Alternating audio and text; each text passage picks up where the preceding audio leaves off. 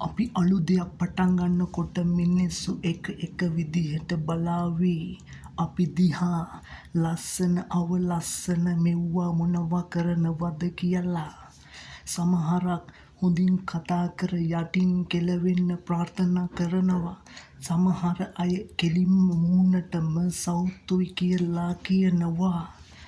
තමන් කරන්නේ හොඳ දෙයක් කියලා දන්නවනම් මිනිස්සු කියන්නේ හොඳ නරක මොනවා වුණත් ඒ දේවල් හොඳට මනසට දාගෙන හොඳ දේවල් පෙරාගෙන නරක දේවල් තමන්ගේ කියන බොරු චෝදනා එහෙම තියෙනවනම් එව්වා අත ඇරලා තමන්ට ගැළපෙන දේවල් පමණක් ඔළුවට දාගෙන තමන් හොඳ ගමනක් යන්නට ඕනේ.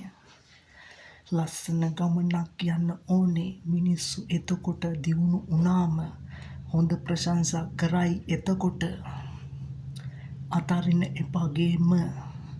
සමාජයට තමන්ටත් හොඳ දෙයක් වෙනවා නම් ඉදිරියටම කරගෙන යන්න ඕනේ.